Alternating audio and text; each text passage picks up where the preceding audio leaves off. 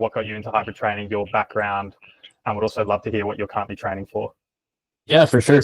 I think like a lot of people who got into hybrid training, it was sort of a natural consequence of not having the attention span, just to obsess over one sport for a super long stretch of time.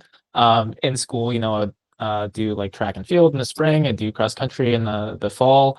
But like in the winter, I'd want to do wrestling, for example, or would play football some years, or pick up basketball over the summer or something like that. So there's always different kind of sports to train for and things to do. Just hanging out with friends and all that good stuff.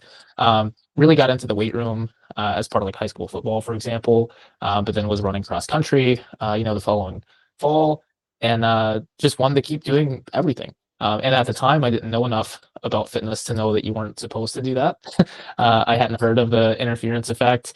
I wasn't really immersed in the fitness world enough to know some of the things that people said, like cardio kills your gains and that kind of stuff. I just never heard it because I wasn't in the world. I just trained. I liked the hard work. I liked all the sports. I liked doing all the things.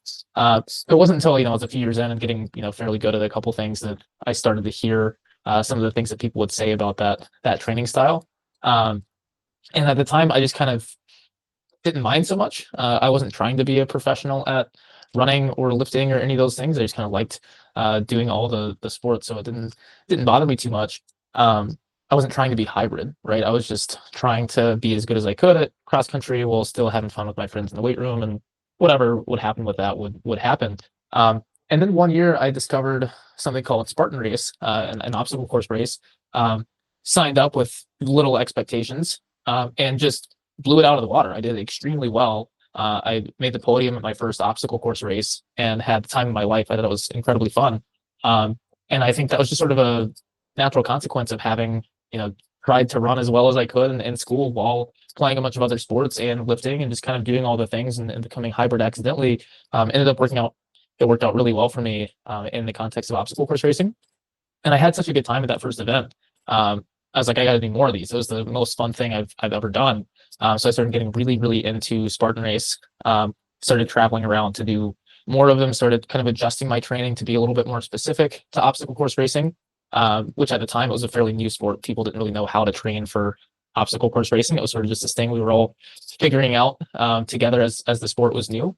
But I seemed to do a really good job at it because I had a pretty broad background in a variety of sports. And I did well enough. Eventually, I got signed to the Spartan Race Pro team, which afforded me the opportunity to travel more and to race more. So I started accumulating a lot of experience and also getting to meet and learn from, hundreds, if not thousands of other athletes all around the country who are training for this new sport of obstacle racing, talking to them and figuring out, what are you doing to prepare for this weird new sport that we're just learning about, and got to learn from some really phenomenal, incredible athletes that all kind of came from their own unique background. Some people that had been marathon runners that kind of started getting into this obstacle thing versus CrossFitters that discovered obstacle course racing and learning how different athletes kind of tailored their training to get good at this sort of new hybrid sport. So that period of my life, 2010 to 2014 to 2015, that kind of range was just a ton of learning, a ton of meeting people, a ton of experimentation in training.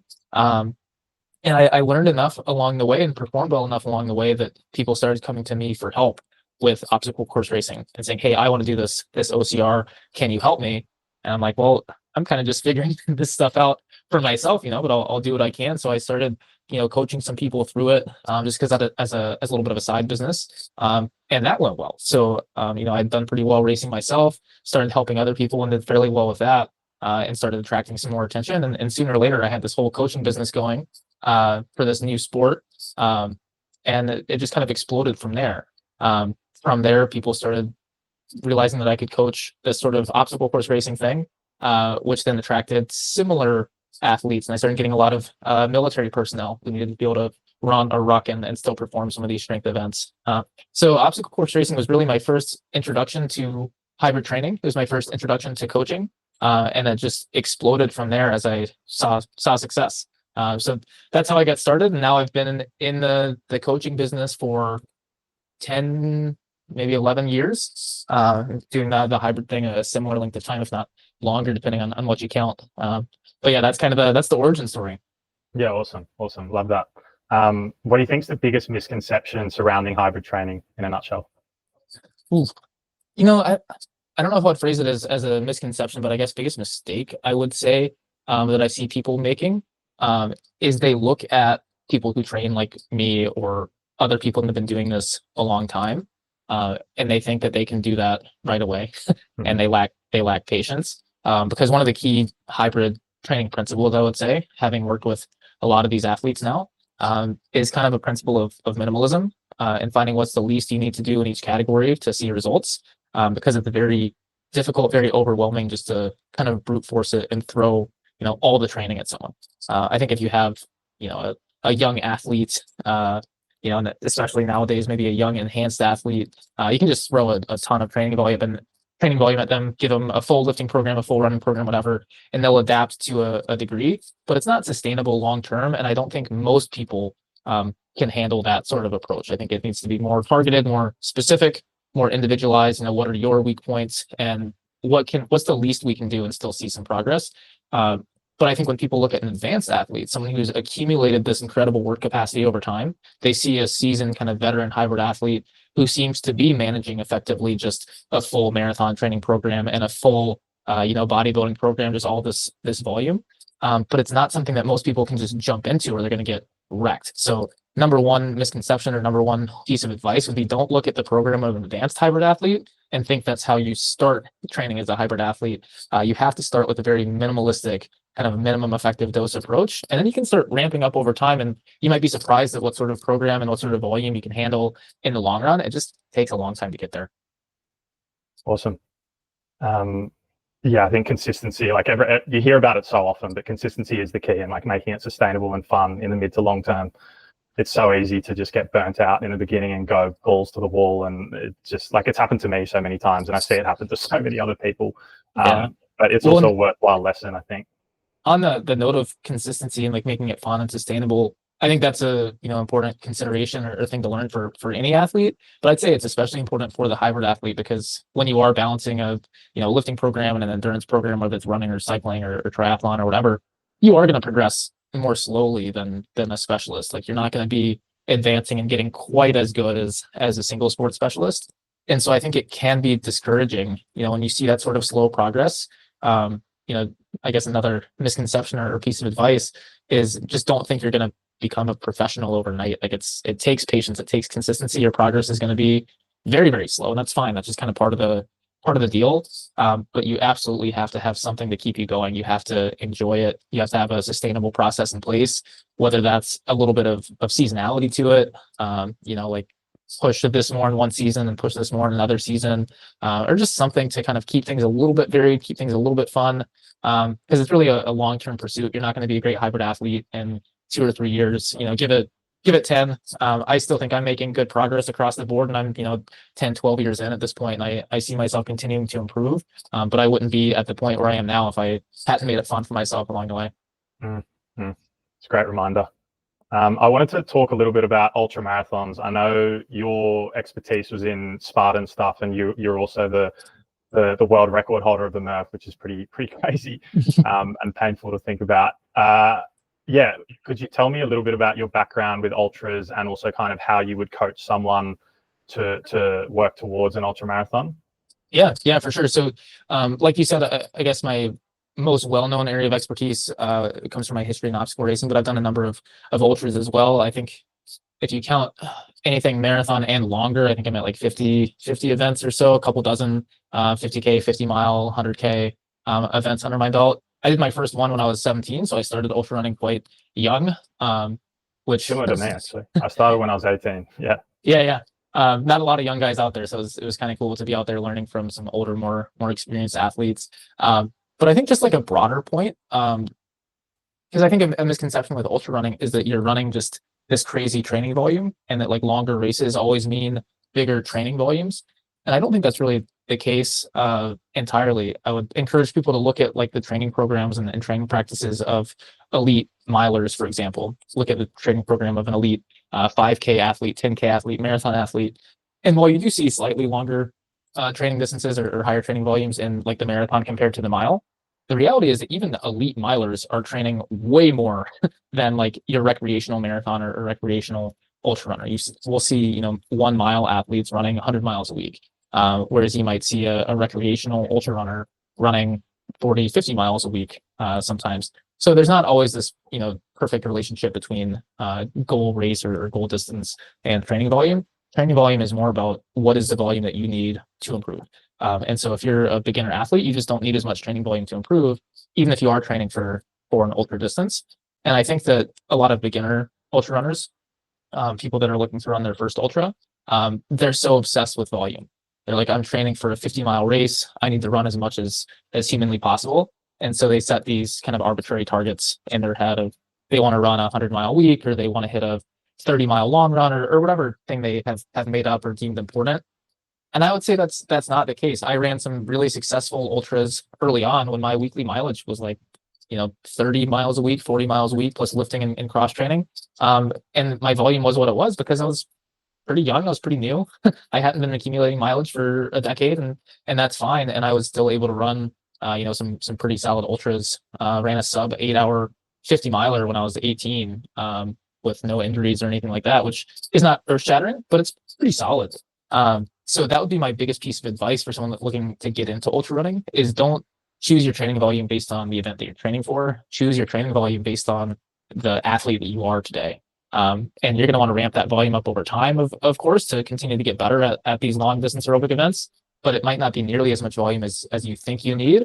And if you train less, that quality is going to be higher. It's going to leave you more space to continue to develop as an athlete all around, increase your GPP or your general physical preparedness.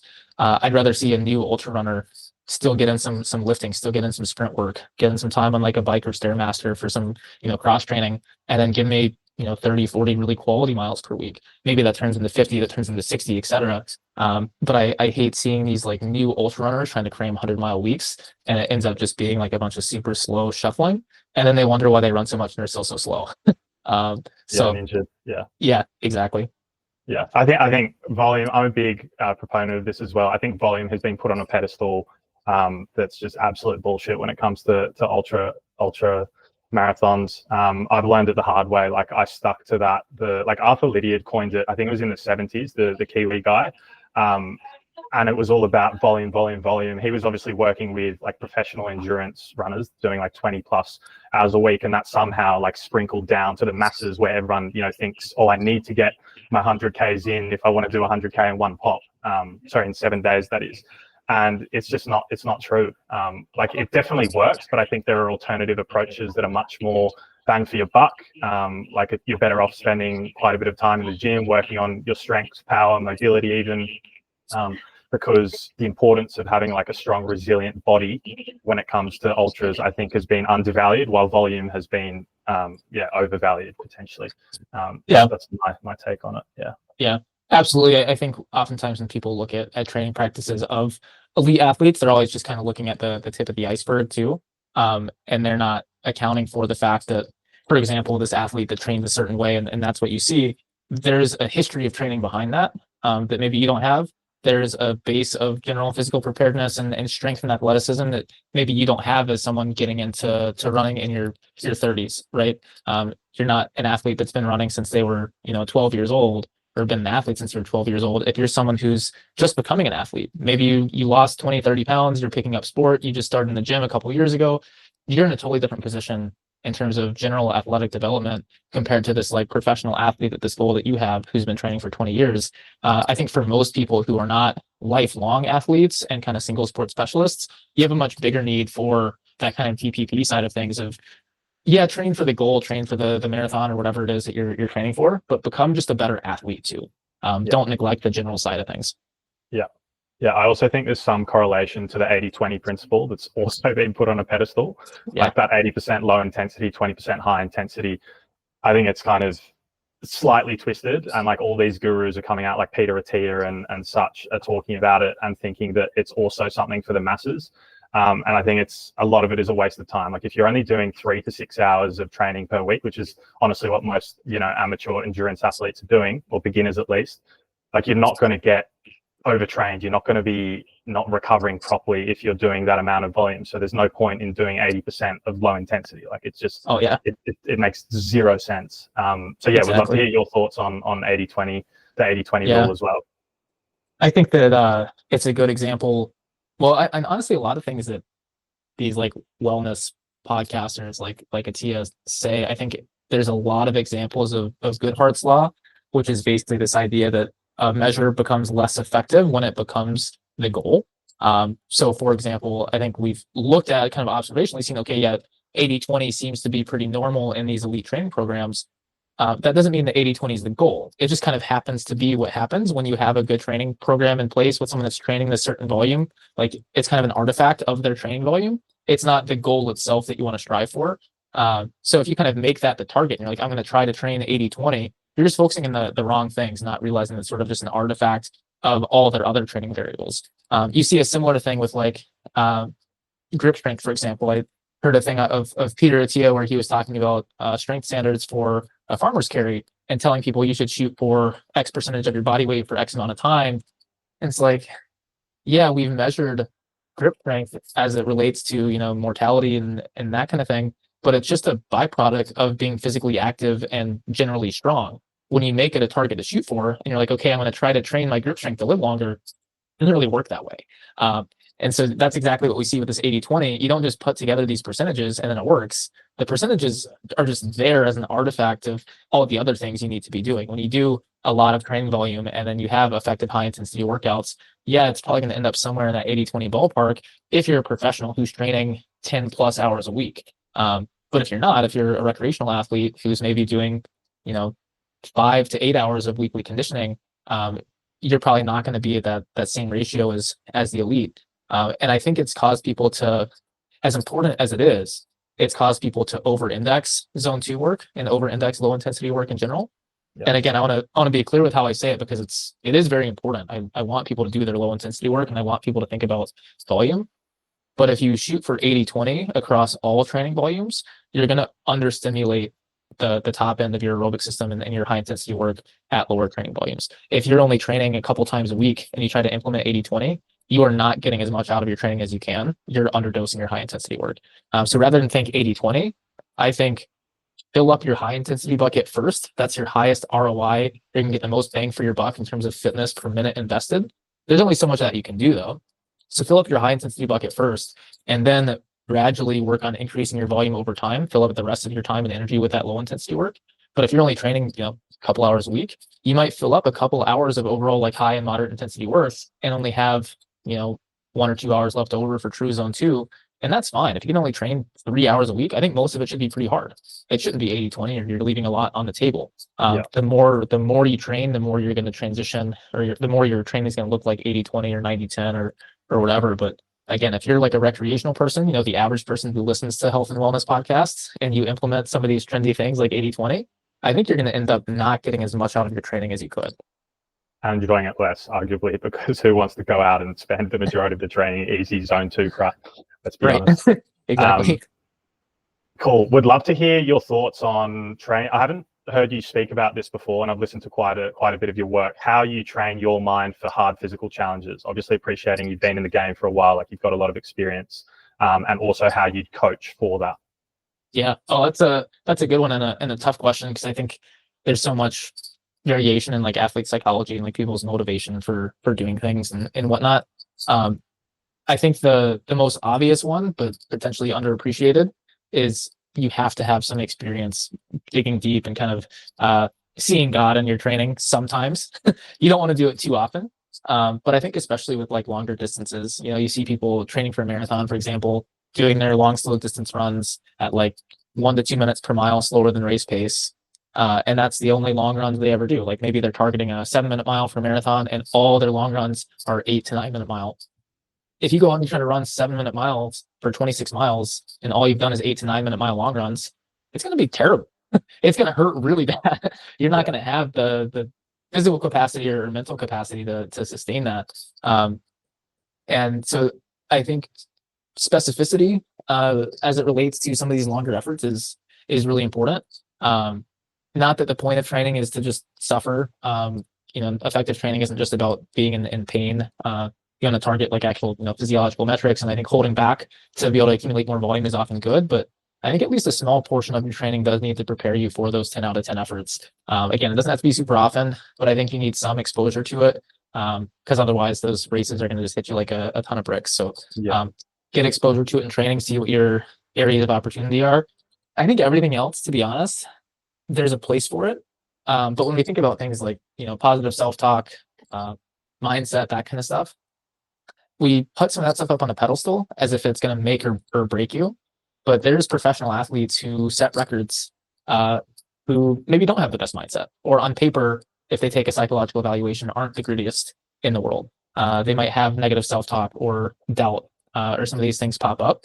And I think when we put those qualities like positive self-talk, grittiness, resilience, whatever, we kind of glamorize those qualities.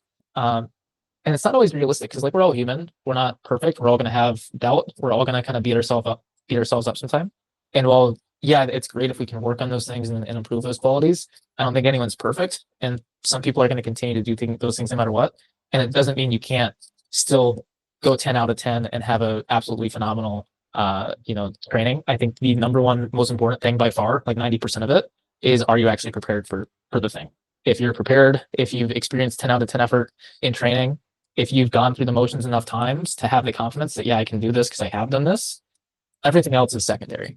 Negative self-talk is secondary. How gritty you are, how deep you can dig emotionally is secondary. It's all helpful. It's icing on the cake. I think we can coach those things to a degree, but it's absolutely not the most important thing. And I think we should work on not glamorizing those qualities or telling people they're less than, or bad people because they don't exemplify these things perfectly. Because even some of the best athletes in the world don't do those things perfectly. That's a great answer. So specifically simulating the pain and suffering of a specific event sounds like the number one. I've always been a big proponent of like hormetic stresses, more generally speaking, as like a secondary kind of, what would you call it? I don't know, mechanism, or like I think ice baths are much more beneficial from the mental side of things than the physical side of things. For example, like that's a good hormetic stressor, that if you get comfortable with getting really cold and uncomfortable and do that time and time again, like that will eventually carry over to when you're in the pain cave, 2 hours into a marathon, you'll be able to dig deeper. So there are other things like that come into play in my mind as well. My second last question for you, if you've got time, and shifting gears a little bit, do you have any advice on building personal brands on social media, given like you've been quite popular, you've gotten out there, you've got some controversial topics as well, which I'm a big fan of, the anti-fragile stuff. Yeah, for sure. People will kind of whine and complain about like fitness being a super saturated market, and it's like really hard to stand out. But I think when you start scrolling through some people's accounts and whatnot, you see a lot of the same stuff, and you see, I don't say a lack of effort, but you see people trying to emulate what someone else is doing in a way that's not going to work for them. And by that, I mean, I'll see a coach who complains that, the algorithm is against them or whatever. And you go on their page and it's just them squatting. Like every post is like them doing their squat. And they're not bad at squatting, but unless you're as strong as like Tom Haviland, nobody gives a shit about watching you squat every day, right? Like there's people that can make that work for them, but you have to find what works for you. If you're Tom Haviland, you don't even have to show your face. You can just do some Zercher squat with your back to the camera, and it's going to get 10,000 likes because you're a freak. But if you're doing that in your garage with like 100 kilos, nobody cares. Similarly, if you're thinking you're going to post memes and you have like kind of lame jokes, poorly cropped memes, humor that's kind of out of style, it's not going to work for you compared to if you're who's one of the best memers in the game right now, like an Austin Yoakum. I'm pretty good, I guess. But like you have to find what you're good at. You can't see someone who's like built a page off of their memes and their humor and think you're going to do that if you're not funny. So you can't look to build a page showing off your strength if you're not super strong. You got to figure out like what is the thing that you can stand out with and leverage that, because there's people that are successful in like a million different ways, and you can't just try to copy what someone else is doing and kind of their version to success. Think about the things like, what are you good at? What can you do that no one else can do? And there's a good chance, and I'm going to clarify because it's going to sound negative, there's a good chance it's not anything. And if you're like me, I don't think I'm that great at anything, but you might have a certain combination of skills that you're pretty good at. So for me, I don't think I'm the funniest person or the best memer in the game. I don't think that I am the absolute smartest in terms of breaking down like the scientific literature, but I think I can do both of those things fairly well. So I try to combine those two into this like unique kind of funny, humor-filled approach to evidence-based fitness. So that's kind of my niche with a lot of like educational content is how can I make this pretty deep, more scientific and evidence-based than most, and also funnier than most. Even if I don't have the best jokes or the most in-depth scientific breakdown, I find that kind of combination that I think I can do particularly well. So anyone that's looking to kind of make a brand or name for themselves, I would say, what are the things that you're good at? Like, what are your top 2 or 3 skills? And figure out how can you put those together into something that really makes you unique. And for most people, it's probably not going to just be a training diary of all of your mediocre lifts every day. Yeah. And again, not to like throw shade at everyone because everyone's at a different point strength wise. But I think that sometimes people try to like make a name for themselves using their very average qualities instead of their very great fantastic qualities. Trying to be someone else. Exactly. So yeah, it comes back to being yourself, and being consistent. And I think not being overly professional. Most of the people, I think, do a really great job and have really great engagement. When I think of them, I can think of like what they're probably like in person. I can think of they have a personality to me. Like I can kind of hear their voice coming at me through the screen. Whereas a lot of people, even people that I think accumulated a decent following, but maybe don't monetize super well, it's just like it feels like a very corporate thing. Like there's this brand, right? And I don't think that those sorts of accounts do particularly well. Even like big meme pages, sometimes I'm like, yeah, you've gotten a lot of followers off your jokes, but how are you going to monetize? Because there's no personality or human being behind this, Yeah. And I think that's the most important thing. Is people should be able to relate to you as a person. That's going to make you memorable. It's going to make you able to monetize in a way that an account with 10 times as many followers is not going to be able to if it just feels like a corporation. Yeah, for sure. Be human and leverage the shit out of your uniqueness. Yes. And then sprinkle in a bit of consistency. That's it's a good rule of thumb. I want to ask you something I've been working on is coaching people kind of from like basically beginner athletes that want to eventually run 50 or 100 kilometers. And I wanted to get your thoughts on how long you would feasibly think it would take a beginner to say complete 100 kilometers. And this is under 24 hours as well. So it's not the typical like going out in the mountains and having to do it as fast as possible with aid stations. Yeah. I think there's a huge like kind of curveball is just body mass. I think that the timetable you're looking at can vary a lot depending on how big someone is. If you're like, hey, I've got a 140-pound athlete, like they could be just as beginner. But if you're like, yeah, they're 5'7" and 140 pounds, how long is that going to take? Versus, hey, I got this guy who's like 6'4", 230 that wants to run 100K. That's like a totally different ball game, totally different timetable in terms of basically how well developed are their endurance qualities going to need to be for them to be able to finish an event like that without just getting wrecked. So I think just small humans in general have a huge advantage in terms of being able to prepare for something like that, just structurally in terms of impact and all that kind of stuff. And bigger athletes are just going to be looking at a slower process. They're going to have to be, they're going to have to be much more impressive as athletes to accomplish the same endurance feat, I would say.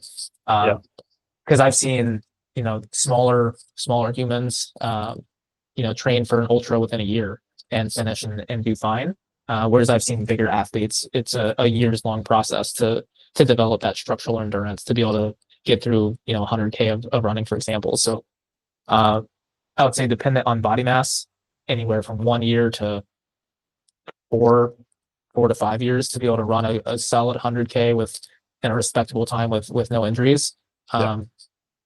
1 year sounds quick. Not saying you're going to win the thing, but I think if you are a smaller athlete with a few, kind of genetic advantages, I've seen a lot of people be able to ramp up really quickly. And it's probably frustrating to people on the other side who are like, how is that possible? Like it took me years, but there's going to be people on the other side of the bell curve too. So yeah, maybe 2 to 3 years on average. If you're smaller, have a few advantages. You could probably do it in as little as 1. If you're bigger, have a few disadvantages, maybe a couple more than that. Yeah. Interesting to hear. And then my last question for you is a different one. what's a weird hybrid event you would love to see happen one day? That you can think as weird and out there as you like. Yeah. Well, I don't know about the exact specifics of each event, but my general kind of gripe with hybrid stuff is I feel like a lot of it leans really heavily one way or the other. For example, CrossFit you could argue is hybrid, but it's very strength dominant. I would say High Rocks is hybrid, but it's very much leans endurance. I would like to see something that truly rewards any amount of incremental progress at either discipline. So for example, if you're a High Rocks athlete and you can already squat 400 pounds, there's really arguably zero benefit to squatting 410. Like you can improve your squat from 400 to 410.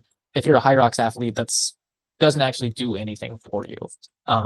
Likewise, if you're a CrossFit athlete and you can currently run like a 5:30 mile and you improve to 5:20, maybe you could argue that if they do happen to put a running event like that, it might buy you a position, but you're still looking at like really marginal gains to overall performance in the sport, improving your endurance by that margin.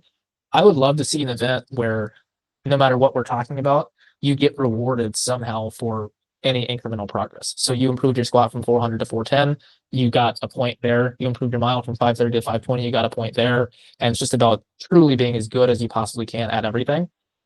I would love to see something like that because I think in most hybrid sports, it's usually about, getting strong enough and then being really fast, or being conditioned enough and then being really strong. I don't think we have anything that truly rewards just kind of infinite, or there's no like cap to the benefit of improvement at any one category. So maybe something that's a sort of combine of sorts where you have to test, a mile run and a deadlift max and a vertical jump and like just things in all these different categories, and you get a score for each, and that score is going to be better the better you are, no matter what.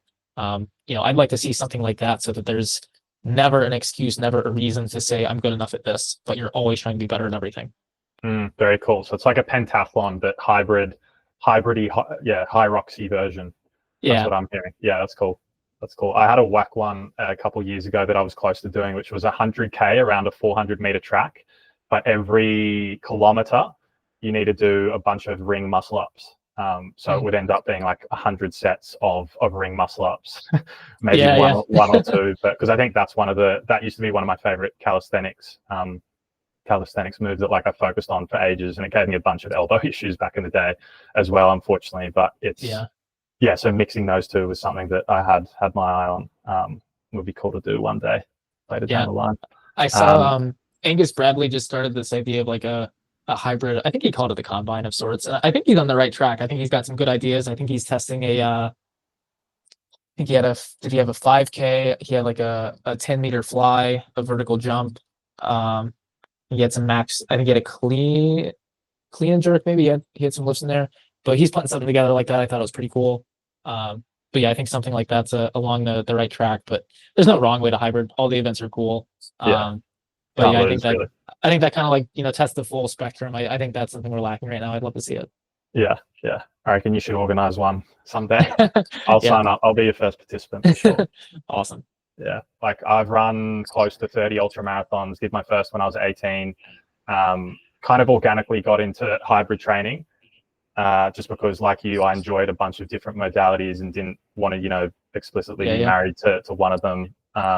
And yeah, I'm currently taking like a bunch of people through to 100 kilometers from kind of the furthest they've run is kind of around 10, or some of them are half marathon, and the plan is to get them to 100K. I've run 100K 8 times successfully without getting injured and whatnot. I don't know if you had any. One of my favorite questions for people, and because it's something I've been asked before, I think it's thought provoking, is if you could go back and do it again.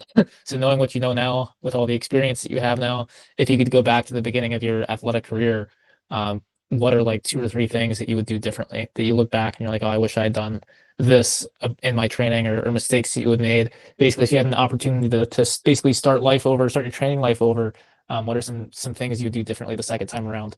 That's a great question.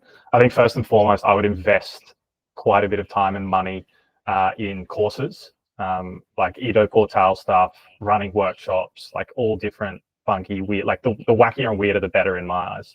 And that's something I didn't really do earlier on, and kind of only recently started to see the value in like investing in education and courses when it comes to movement and training. And then I think when it comes to running, we touched on it briefly, but like volume, I was so married to this idea that like to run ultra marathons, like volume is absolute king.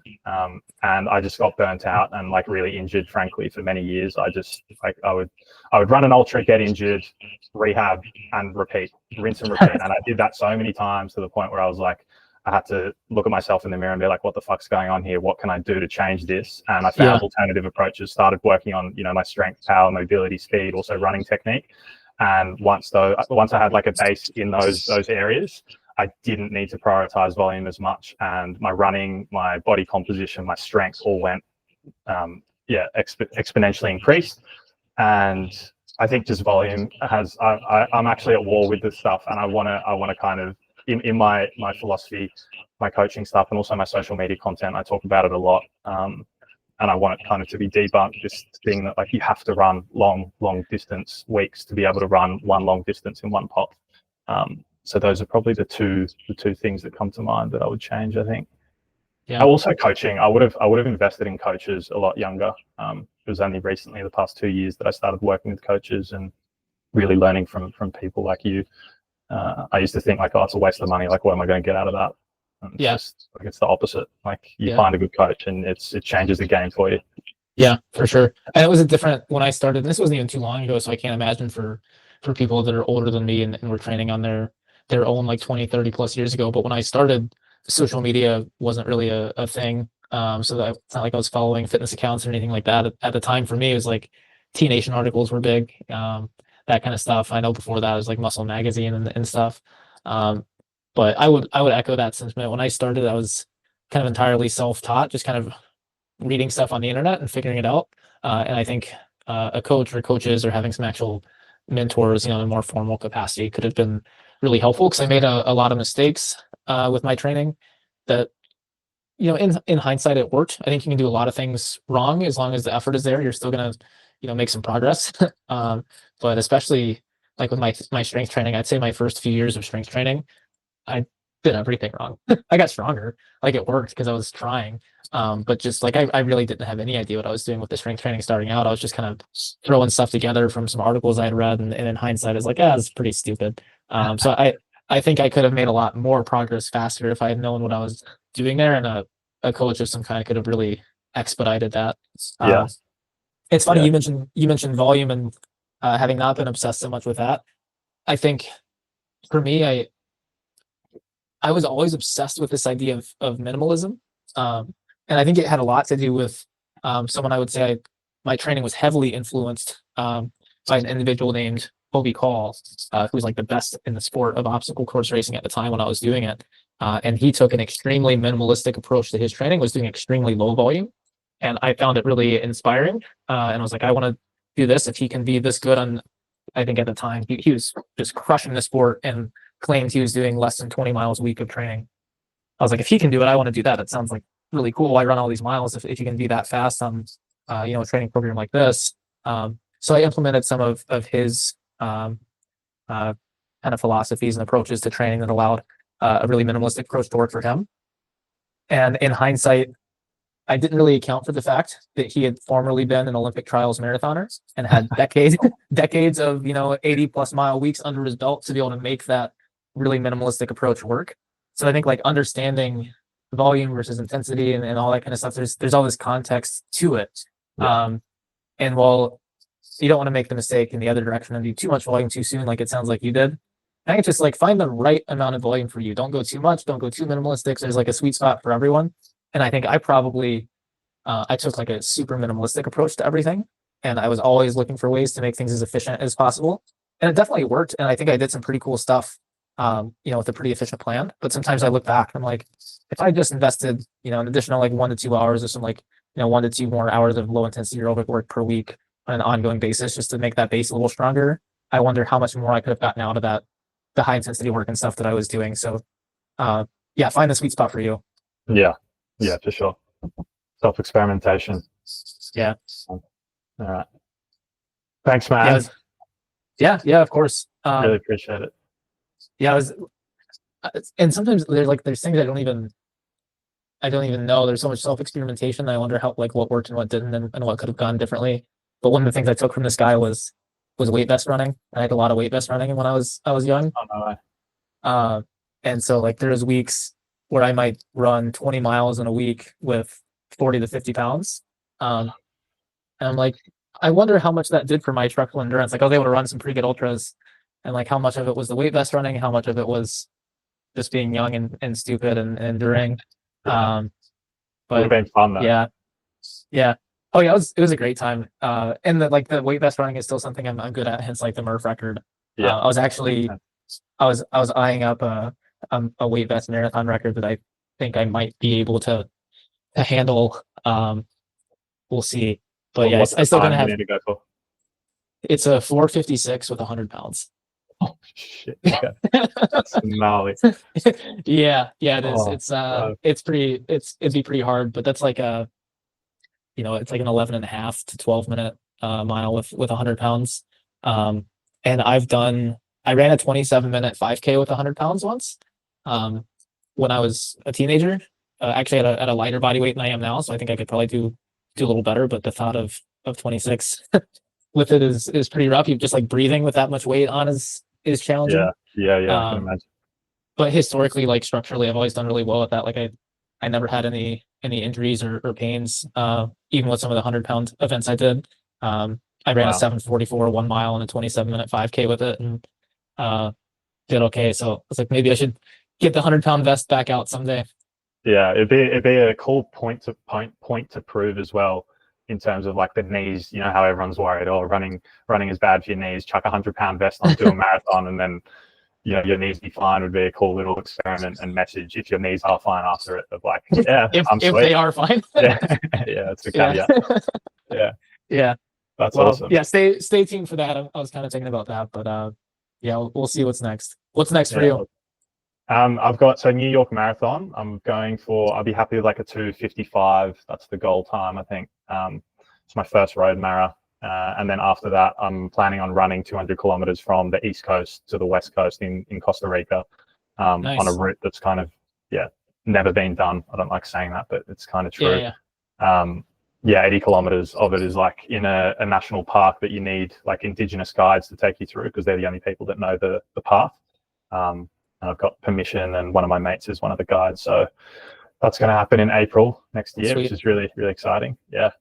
Very cool. That's why you're going for 2:55. That's my goal. I'm doing the Twin Cities Marathon next weekend, and that's my goal as well. And I'm nervous because I spent all summer just doing incline. Yeah. And I did my first flat road run, easy pace. I just did like a really easy pace of my life last week, and like heart rate wise, effort wise, it was fine. But like 22 miles in a road, and I was like, oh, this kind of sucks. Yeah. I'm not used to the flat pavement, so we'll see how it goes. I'm 100% sure I can do it for 20 miles. We'll just see if the legs can tolerate the last six, all things considered. But yeah, should be fun. Good luck in New York. You said it's your first road marathon ever. First road marathon ever. Yeah, 3rd of November. I think I did New York. Wasn't it your first as well, if I'm not mistaken? No. I did run New York in 2017. But it was not my first. I did Boston was my second. I did like a small local race to qualify for Boston, and then I ran Boston 2013 when I was 18, so I was really young when I did Boston. Yeah, that's wild. And then I did New York somewhat poorly trained. I had like a very crammed prep to that. I hadn't been doing a lot of running, and then I did like a 6 week just crammed. Not advisable. I think I did New York in 2:57 that year. It was fun. We made it like a vacation. We're like, let's go hang out and explore New York City. So it was like walk 20 miles a day and eat at like 6 restaurants a day for like 4 days. Just like walk and eat and like see all the city and like go to all the restaurants kind of thing. But it was a cool trip. The only like mistake, well, I guess I made 2 mistakes with New York. One, I had heard that it was such a logistical nightmare. I overcompensated and I got up so early and got to the athlete village so early. I was like one of the first people there. And I was sitting there for like a couple hours, like, why did I get here so early? It was fine. I just kind of overcompensated. So yeah, don't get there as early as I did. And then the race starts on the Veranzaro Bridge, I think it's called. That the race starts uphill on the first bridge. Um, and there's just so much hype, there's so much energy, and it's that slight uphill start. It's really easy to run too fast on the start, which you never want to do, but you especially don't want to do uphill. Mhm. So just like maybe pace like start a little further back in the corral than you think. Yeah. Because people are fucking crazy. Like they Yeah. I think I ran like an uphill 5:30 opener up the bridge for like the start, and I'm like, what is going on? You're just like getting pulled by all the runners. So The energy. Yeah. yeah, a lot of energy. Really easy to go out too hot on that uphill over the first bridge. Just have a plan to like, stay calm and stuff at the start. He's into it. Um, Yeah. and then yeah, the rest of it's great. The other thing I remember from New York is it's the longest distance from like the finish area. So when you finish, you always have to like keep walking. They want you to like keep moving, to make space for the other runners behind you and security and stuff. They don't want people like gathering right at the finish.